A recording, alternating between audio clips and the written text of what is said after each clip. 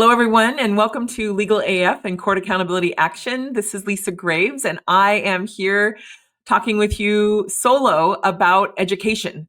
You have been reading, I'm sure, about these efforts to destroy the Department of Education that are being pushed forward by the new Trump administration. This includes both efforts to have Elon Musk, an unelected, unappointed, and not confirmed person in charge of deciding what the federal budget is, as well as a bill that has been introduced in Congress to try to eliminate the Department of Education.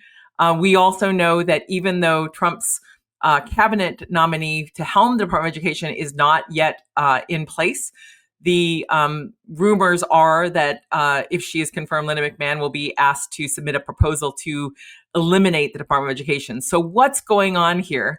Why is there an effort by this administration to attack the U.S. Department of Education, which is a fundamental component of our, public institutions, and which is something that most Americans have been part of public education in America, part of going to kindergarten and elementary schools and middle schools and high schools for free.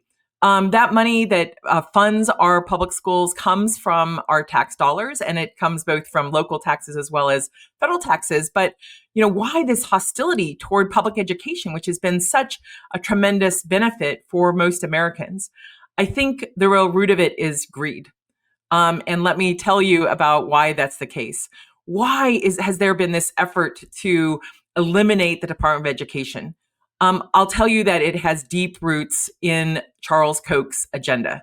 It seems shocking, perhaps, since Charles Koch has done this PR effort with some major papers to claim that he does not support Donald Trump, didn't support his presidency. Meanwhile, his political arm, his GOTV, Get Out the Vote effort, the Americans for Prosperity operation, knocked on thousands and thousands of doors around the 2024 election and getting Republicans out to vote. And Charles Koch has recently, through his organizations, talked about how excited they are about making the Trump tax cuts permanent. Of course, those are really the Koch tax cuts. But why? Why does this billionaire hate public schools? Why is he so opposed to public schools? How has he become so influential on this? It's extraordinary because Charles Koch himself didn't go to public schools. His kids didn't go to public schools. He is someone who has devoted more than 4 decades of his life to spending money to attack public schools. This really, in some ways, goes back to Brown versus Board of Education. That was the decision in 1954 by the U.S. Supreme Court, that unanimous decision that ordered the racial desegregation of public schools. That decision was hailed as finally making the 14th Amendment mean something, equal protection of the laws. But it was assailed by racists, by people who wanted to keep their kids segregated in segregated schools. And even though that Supreme Court decision over time has been widely lauded, at the time it was viciously attacked by Southern states, Southern governors, and by a right-wing economist named Milton Friedman. Milton Friedman, the year after Brown versus Board of Education was issued, said that the problem wasn't segregation, racial segregation. The problem was public schools. And a few years later, he wrote a book on capitalism. That was the part of the title of his book, in which he basically described how America should not have any public schools at all. We should just have free market schools where kids could be racially segregated, and where people would pay according to what they could afford, and we wouldn't have universal public education. Well, who picked up on those ideas? None other than the young Charles Koch, as he was about to inherit the oil company that became Koch Industries.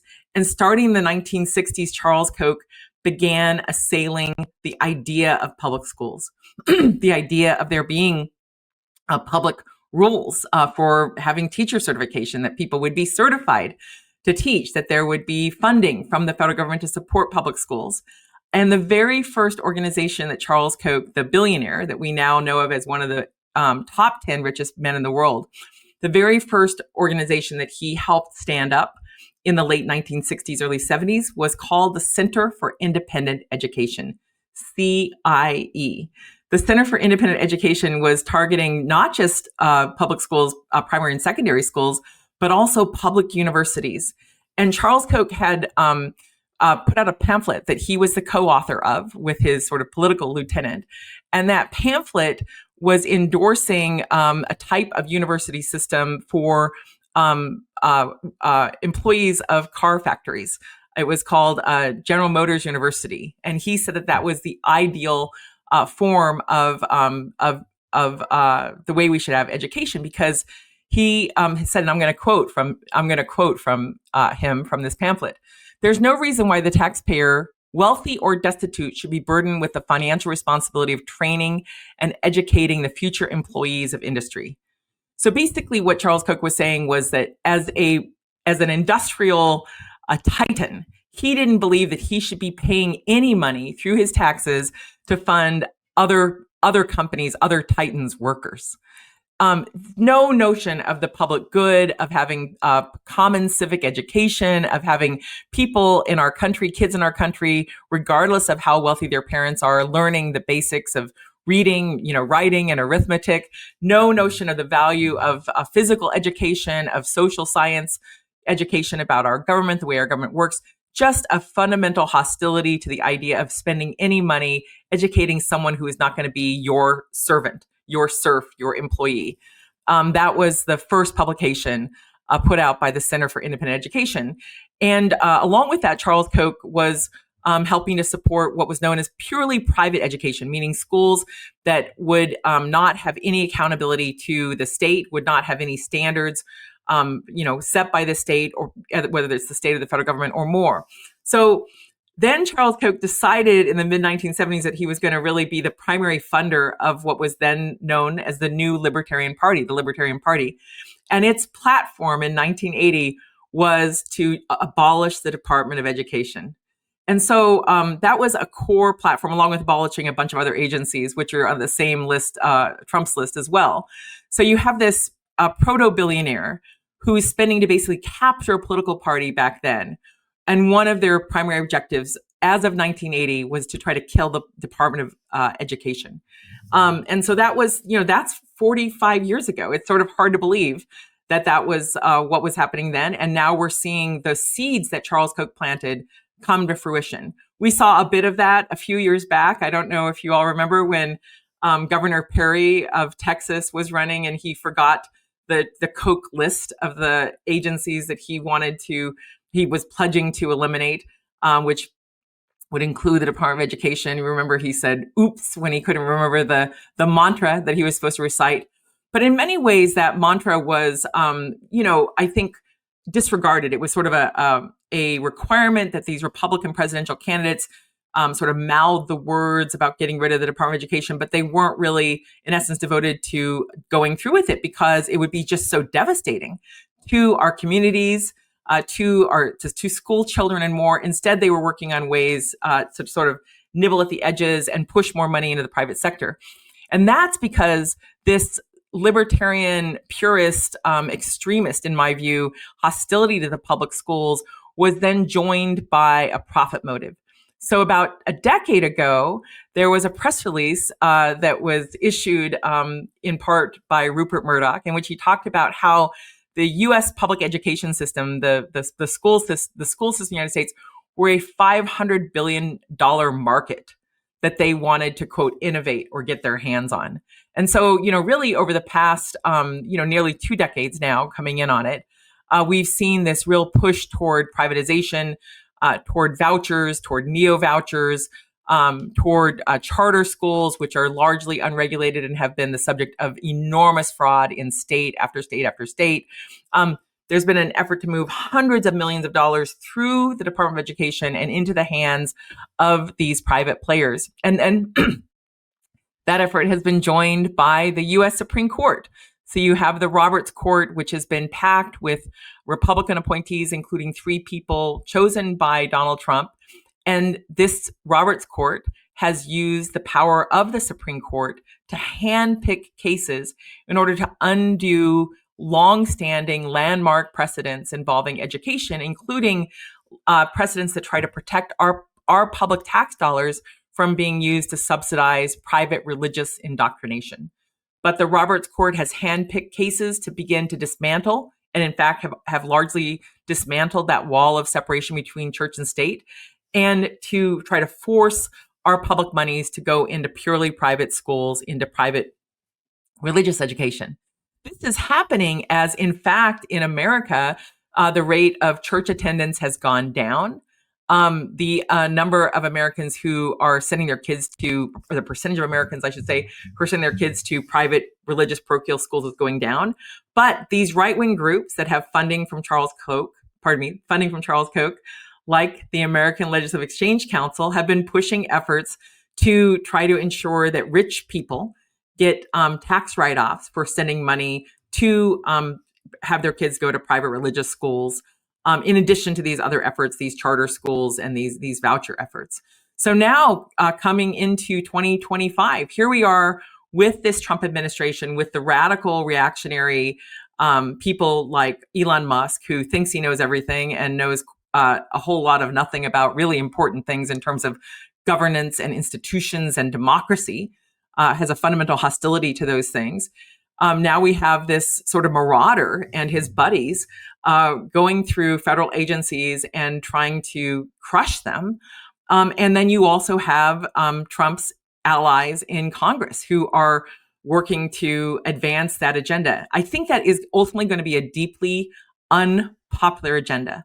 People want excellent public schools. Americans rely on having great public schools. Many schools in this country provide so many services, so much support for kids in pursuing their dreams, in growing skills, in growing their social skills, and more athletics, arts. You know, there have been efforts to cut public school budgets over time by these people who have such hostility to having public support for public education. But I think most people actually really do strongly support having great public schools and strongly support the teachers who are there on the front lines helping to educate their kids and protect their kids in the case of, violence by outsiders, with the spate of gun violence, also due to these right-wing policies that are in bed with the gun industry. Teachers have really been at the forefront of really trying to make sure that America's children learn about history, about math, about English, about, all the things that help us to become, full citizens in America, people who understand our government, people who care about our planet, our environment, people who care about having common sense and science-based policy. So in that sense, I suppose it's should be no surprise that such an ignorant person as Trump would have such hostility to the idea of public schools, that he would try to use his powers to advance this agenda. But he's not alone, because we saw this very plan put forth in the Project 2025 agenda by the Heritage Foundation, even though Trump told reporters that he had nothing to do with the plan, despite the evidence, despite the video of him, touting the Heritage Foundation and talking about how they were going to write in the details, despite the undercover video of Russell Vought, who is Trump's nominee for the Office of Management and Budget, talking about how they had all the secret executive orders that they were going to start, put in place as soon as Trump was sworn in if he were to win.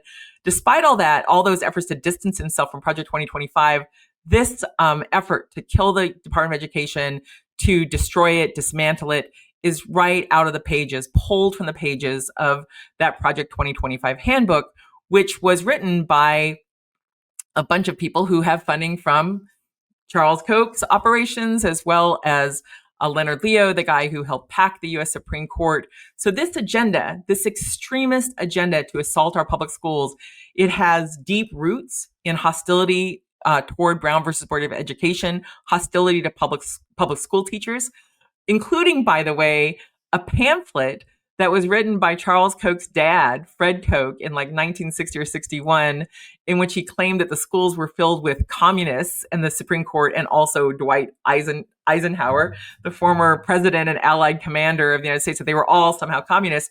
Then fast forward to now, here we are in 2025, with Donald Trump claiming that the schools and government is filled with Marxists and, somehow anti-American, which is just ridiculous.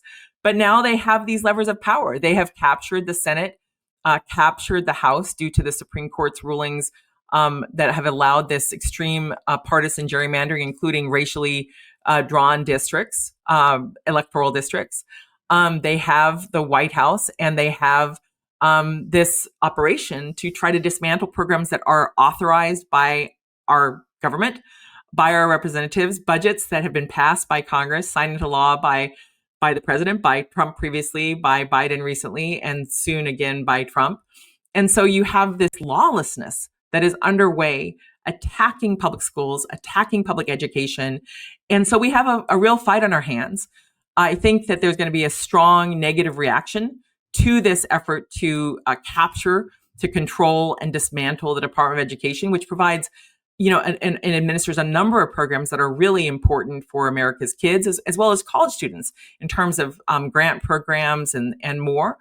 And I think that these Trumpsters, these Trump allies, have really bitten off more than they can chew. They are going to, I think, face an America that does not want this kind of destabilization, does not want this public institution, the Department of Education, to be dismantled, does not want our public schools to be thrown into chaos. And so we'll see what happens next. But that's just an update. I wanted to reach out to you all and speak with you here on Legal AF with Court Accountability Action about what's happening, what's in the headlines, how this all relates to this capture of the U.S. Supreme Court, as well as this billionaire capture of a major political party and its devotion to enacting or adopting or imposing an extreme agenda that most Americans do not agree with, didn't vote for, and don't want. So please like our channel. Please join. Please share this video if you get a chance, and we'll be back for more from Legal AF and Court Accountability Action. Thank you so much for tuning in. In collaboration with the Midas Touch Network, we just launched the Legal AF YouTube channel. Help us build this pro-democracy channel where I'll be curating the top stories at the intersection of law and politics. Go to YouTube now and free subscribe at Legal AF MTN. That's at Legal AF MTN.